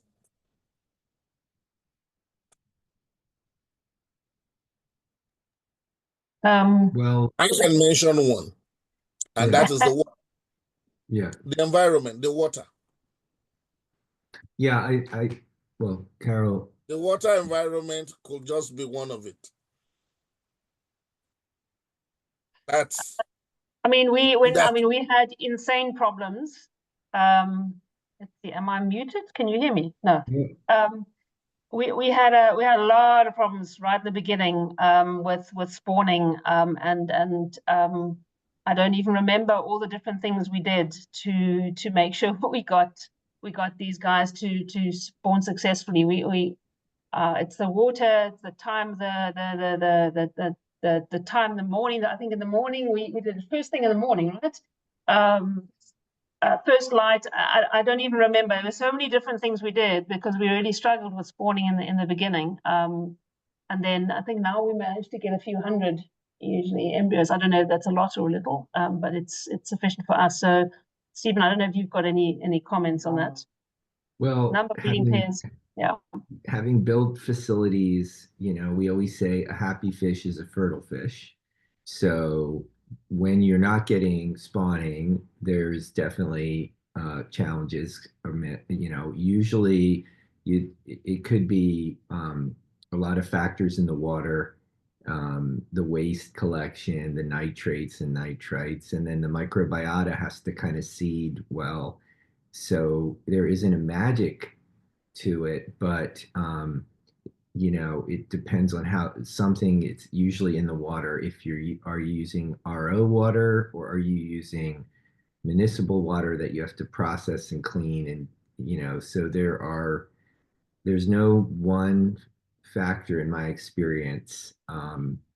Like we currently have a fish facility where we're dumping over 20% of the water every day. And that is for reasons that are just because of filtration issues. And we've been doing it for 15 years. The fish are very happy, but something in the water we need to dilute. And we're looking forward to changing some of our equipment. So it's very idiosyncratic for each facility. What is the magic that makes things work? But there's a lot of experience. You start with the water quality on this. Thank you. Sorry, I just to jump in, I would just echo. Please go ahead. I would just echo what's been said, actually, and I've set up fish facilities in various locations, and we've never had a major problem with water quality in different locations. The key things are having good filtration, monitoring, as Steve said, monitoring the nitrates and the nitrites, checking for bacterial contamination on a regular basis. But I mean, I do know of people, you know, in London, just one facility quite close to another one where they were experiencing major problems for a particular assay that they were doing, actually. So it can often depend on the assay that you want to perform. This was cytogenesis. Yeah. It can be something like copper. Like I was in one facility once where they were using they were warming the water, and they had too much copper from copper piping. It can be a range of things. Yeah. Yeah. Thank you so much for those responses. An interesting question is here, which I believe everybody's referred to it, but I'm going to throw it out. It says, are there funding opportunities available specifically for zebrafish research?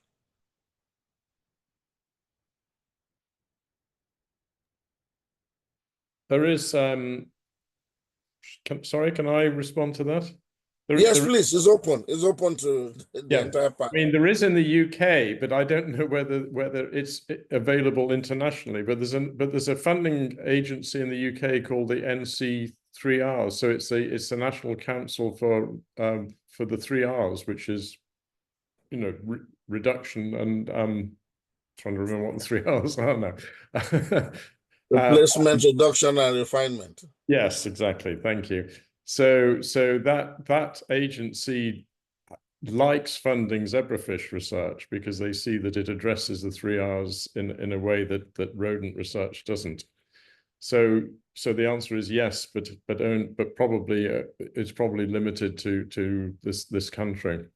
But there may be similar organizations in other countries. There may be international funding bodies. I'm not aware of them, actually. Yes, that's a big issue, funding.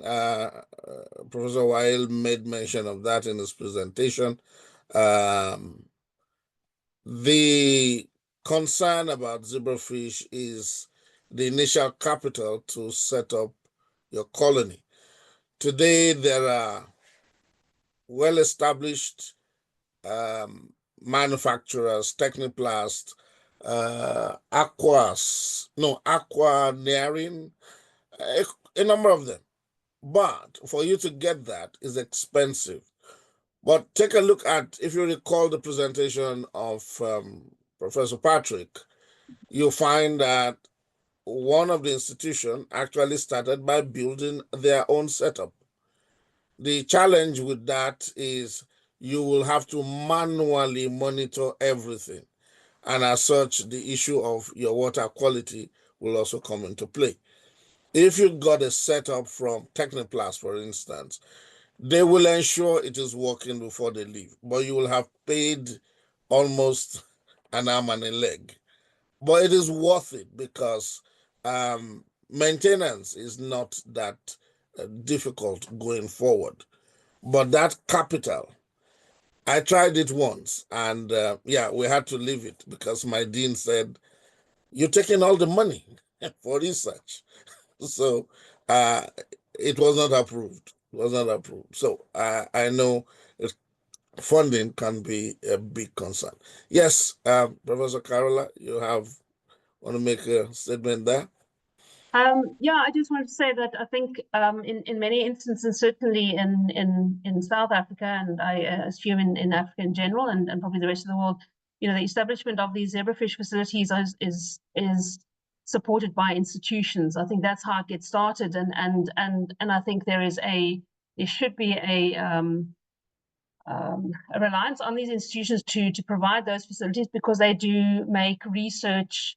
They expand research, they make it better, you can do more things, and that really falls within the remit of an institution. So, for instance, I mean, UKZN was fantastic in that they provided us with the funding to get our facility going. So I think that's getting it going is the first step, and then the funding for the research can be sort of woven into your research projects. So yeah, I think it, but it is a challenge because these equipment, whether it is technoplast or Iwaki or aquaneering or whichever, they're not inexpensive, but they certainly are they are necessary. I mean, I think most people in that I've come across in my schools have started with building the systems themselves, you know, physically making the tanks and getting the pipes and the UV lights and everything. And you can get going, but these automated systems, and I'm not talking about automating feeding. I know nitrates, pH, all that sort of stuff needs to be monitored because it's so critical to the well-being of the fish and to the success of your unit. But yeah, they are not inexpensive. I think we've also had a really good support from our suppliers in terms of getting things going. So we've been quite lucky. I wanted to ask something because it was a question I had on the ethics, and I noticed that Phil had his hand up. I just wanted to know, in terms of ethics, can I ask a question just going back to that initial discussion we had of at what point should one be getting ethics approval if you're working with embryos? Does it make sense for us to need to get ethics approval prior to that day 3? Or should we be trying in our own community here to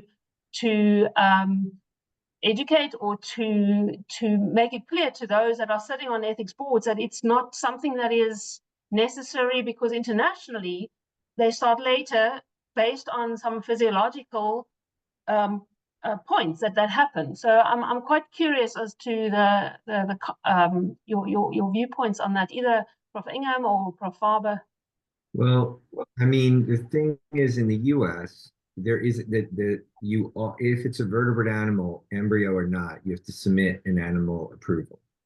So you do have to do it for all, but the handling or the details of the procedures get more reviewed as it's older, I guess. So I'm just correcting you that it's not like in the US you don't need it. You still submit an ICOC protocol. It gets reviewed by the committee for all of it. Yes. But we've argued, we don't have to count and justify embryo numbers because like they eat them. You just remind the committee, they're not thinking about it, that they actually eat the embryos. So like they don't make us like count them all up. But for adults, you count up you give them a justification for the lines and the numbers of adults. In the UK, it might be a little different because they have much stricter rules after the day 5 because of the sense that they feel pain. So in the US, they know about that and you deal with it, but it isn't like a hard line. Like, for example, we submitted a protocol to starve the fish for 20 days, adults. And they allowed that because there were papers that show that fish in the wild do have periods where they can live just fine. In fact, zebrafish use all of their adipose tissue in 20 days. and then you can feed them and they come right back. So Yeah. certain fish can go a whole season. So we had to do a lot of justification, but so my answer is in the US, you have to fill out an animal protocol for all your work with fish. Okay, no, that's helpful. So the recording of the embryo numbers, I mean, that was something that I don't know what to put there. So we shouldn't really be needing to do that, because it's a completely nonsensical exercise. Yeah, you just don't even argue about it and see how it goes. A lot of times you just explain to them how that's not as sensible. In a lab doing a big screen, like we heard about in Ghana, you're going to have thousands of animals. So like, it's anyway, that's at least how we approached it. Thanks. In the UK, the procedures are classified as mild, moderate, or severe, and so that's the key, really. And then, as Steve has said, it's the onus is on the investigator to establish whether or not a procedure falls into those categories. The home, it's slightly different. Well, it's not more than slightly. It's very different here because it's regulated by the Home Office, by the government. There's no we don't have IACUs. We don't have institutional reviews. Well, we do, but legally, it's the Home Office that regulates all of the research that's done. I mean, one of the things, if you're starting from scratch and you can influence things, one of the things that exercises me is having to count just maintaining lines as being a procedure, which sometimes, to me, doesn't make a lot of sense, because if you have lines which are heterozygous for a recessive mutation, I suppose one can always argue that the fish is suffering in some way, but how many tests you have to do to show that they're not. And the analogy I always like to use is people have pedigree dogs. There are mutants walking, very often homozygous mutants walking around on the streets. Nobody cares about them. All of us are heterozygous for deleterious mutations.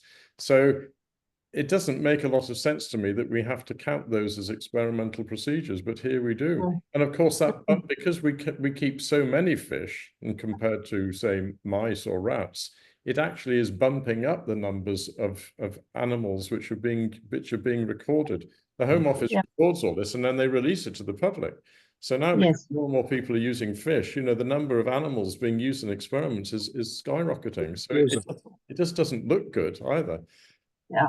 So I would try to have a sensible conversation about that with your regulatory authorities if you can. Thanks, that's helpful. I don't know what others think about that. No, that's been very helpful.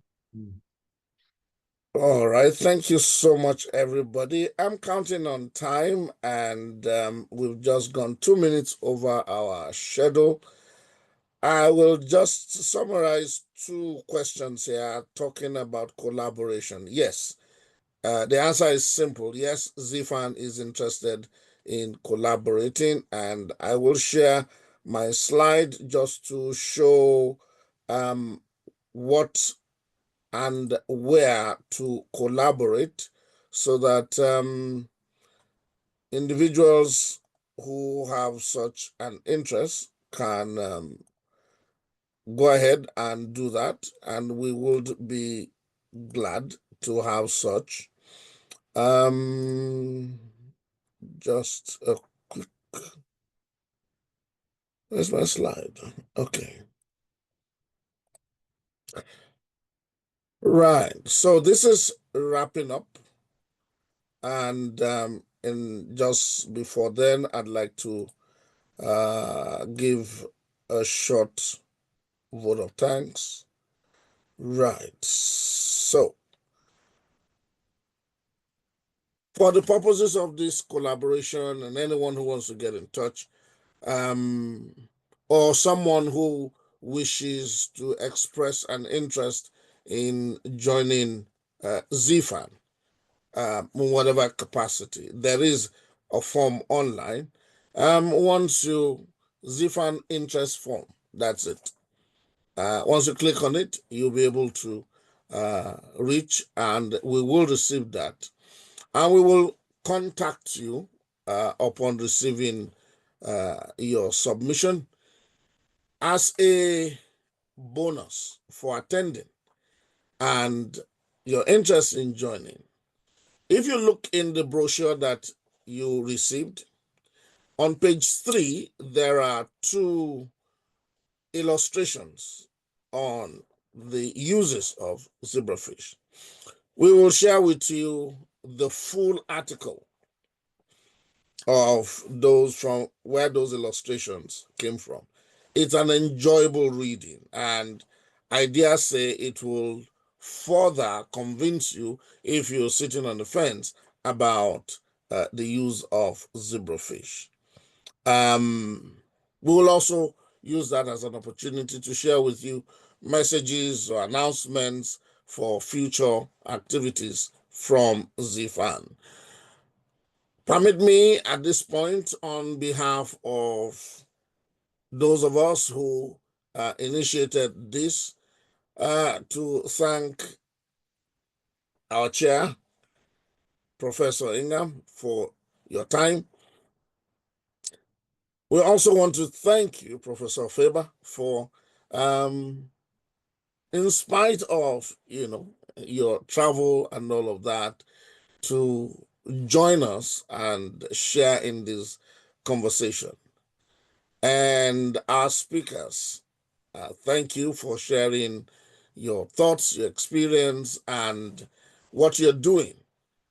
And all of you who have been here, I dare say that we were quite excited because as of yesterday, we had 153 registered participants from 26 countries. 6 of those countries are from Africa. And by this morning, that number has gone up to 188.